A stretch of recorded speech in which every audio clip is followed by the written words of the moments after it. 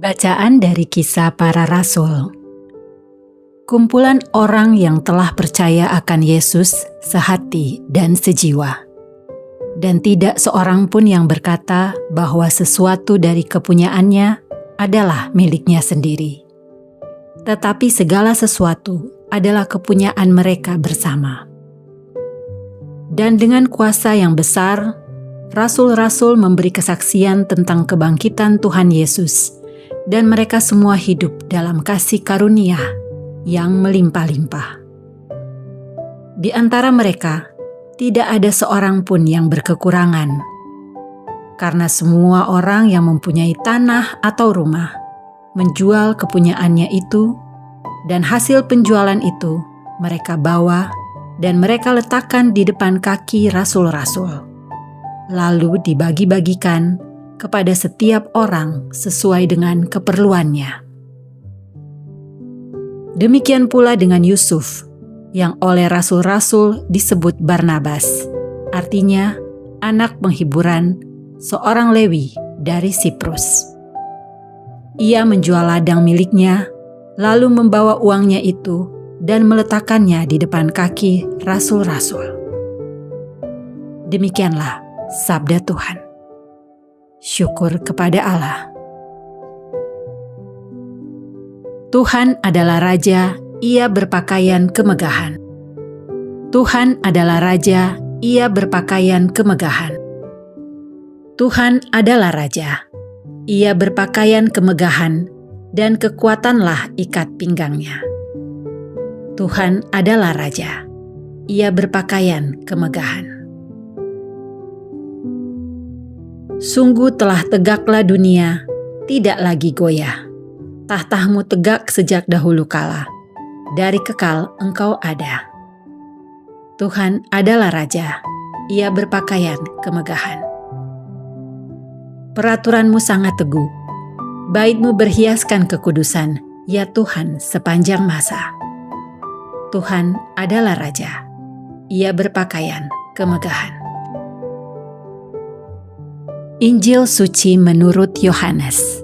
Dimuliakanlah Tuhan. Dalam percakapannya dengan Nikodemus, Yesus berkata, "Janganlah engkau heran, karena aku berkata kepadamu, kamu harus dilahirkan kembali. Angin bertiup kemana ia mau, engkau mendengar bunyinya, tetapi engkau tidak tahu dari mana ia datang atau kemana ia pergi. Demikian halnya dengan tiap-tiap orang yang lahir dari Roh." Nikodemus menjawab, katanya, "Bagaimanakah mungkin hal itu terjadi?" Jawab Yesus, "Engkau adalah pengajar Israel, dan engkau tidak mengerti hal-hal itu? Aku berkata kepadamu, sesungguhnya kami berkata-kata tentang apa yang kami ketahui, dan kami bersaksi tentang apa yang kami lihat. Tetapi kamu tidak menerima kesaksian kami. Kamu tidak percaya waktu aku berkata-kata dengan kamu tentang hal-hal duniawi. Bagaimana kamu akan percaya kalau aku berkata-kata dengan kamu tentang hal-hal surgawi? Tidak ada seorang pun yang telah naik ke surga, selain Dia yang telah turun dari surga, yaitu Anak Manusia. Dan sama seperti Musa meninggikan ular di padang gurun, demikian juga Anak Manusia harus ditinggikan, supaya setiap orang yang percaya kepadanya beroleh hidup yang kekal." Demikianlah sabda Tuhan. Terpujilah Kristus. Pencarian akan Yesus selalu mendatangkan keselamatan. Inilah yang juga dialami oleh Nikodemus. Yesus menolong Nikodemus untuk bekerja sama dengan Roh Kudus. Roh bekerja seperti angin, tak kelihatan, tetapi nyata. Yesus juga mengingatkan bahwa Anak Manusia akan ditinggikan, agar setiap orang yang percaya memperoleh hidup kekal.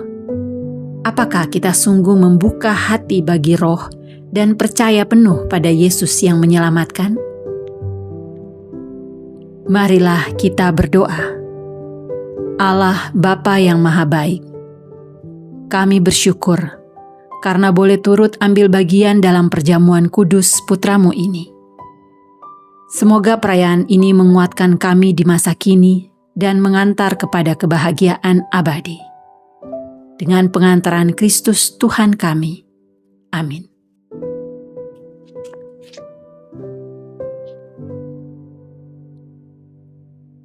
Santo Tiburtius dari Roma. Santo Tiburtius dari Roma diakui sebagai seorang martir terkemuka dalam gereja Katolik. Ia lahir di Roma, Italia pada abad ke-7. Tiburtius tumbuh dalam keluarga Kristen yang taat, sehingga dalam dirinya tertanam rasa iman dan kesalehan yang mendalam. Pada usia dewasa, Santo Tiburtius menghadapi era penganiayaan agama. Tiburtius dengan berani memeluk identitas Kristennya bahkan di masa-masa bahaya besar. Iman Tiburtius yang teguh membawanya pada kehidupan yang penuh kebajikan dan tanpa pamrih. Ia mengabdikan dirinya untuk kesejahteraan orang lain, terutama mereka yang menderita penganiayaan karena keyakinan Kristen mereka. Belas kasih dan kebaikannya membuatnya dihormati dan dikagumi oleh sesama umat Kristen. Sesungguhnya, sikapnya menunjukkan perwujudan sejati ajaran Kristus. Diyakini bahwa ia dieksekusi mati di wilayah Sabine di Italia sekitar tahun 690, karena ia dengan berani menolak untuk meninggalkan imannya. Keteguhan Tiburtius dalam menghadapi kesulitan dan pengorbanannya yang terakhir telah menjadikannya seorang tokoh inspiratif dalam gereja Katolik.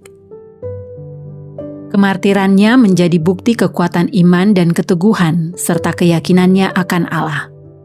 Meskipun Santo Tiburtius tidak secara eksplisit dijelaskan dalam sumber-sumber yang tersedia, karya seni sering menggambarkannya sebagai seorang pemuda mengenakan pakaian Romawi kuno, memegang cabang daun palma yang melambangkan kemartirannya.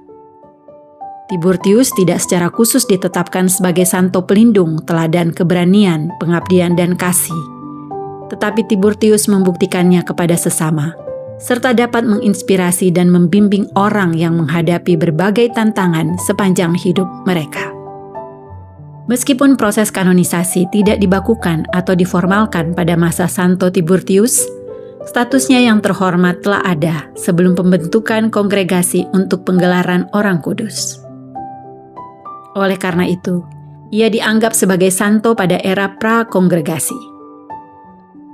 Umat beriman terus menghormatinya, mengakui kekudusan dan kebenarannya. Kehidupan Santo Tiburtius menjadi pengingat bagi semua umat Kristiani untuk tetap teguh dalam iman mereka, bahkan dalam menghadapi penganiayaan atau kesulitan. Refleksi: aku hanya mempersembahkan kurban kepada satu Tuhan, pencipta dunia yang berkuasa atas langit dan bumi. Santo Tiburtius dari Roma. Oleh Frater Leonardo de Davi Ocarm. Misa Gregorian diperbolehkan untuk mendoakan orang yang sudah meninggal. Misa Gregorian. Kita tentu sering mendengar kata-kata ini dalam gereja yang identik dengan gaya musik. Namun musik tersebut memiliki sejarahnya. Musik Gregorian diciptakan oleh Santo Gregorius Agung. Beliau adalah seorang pertapa dari Ordo Dominikan. Pada suatu hari, Gregorius hidup dengan Justus di biara yang sama, justru jatuh sakit. Pada saat masa kritisnya, Gregorius mengetahui bahwa Justus menyimpan 3 koin emas yang nantinya akan diberikan kepada kakaknya. Gregorius memberitahukan ini kepada rekan-rekannya yang lain supaya tidak menjenguknya. Hal ini bertujuan agar dia bertobat dan kembali menghidupi nilai-nilai kebiaraan. Usaha Gregorius tidak sia-sia. Justus bertobat. Justus menyerahkan hartanya kepada kakaknya. Tindakan Gregorius yang mampu mengatur anggota biarawan membuat ia merasa menyesal. Maka ia memohon kepada prayernya untuk mempersembahkan misa 30 hari bagi ketenangan arwah Justus. Oleh karena itu, misa selama 30 hari itu diiringi dengan musik ciptaan Gregorius Agung, yakni Gregorian, agar mampu menghantar saudaranya sampai kepada Allah.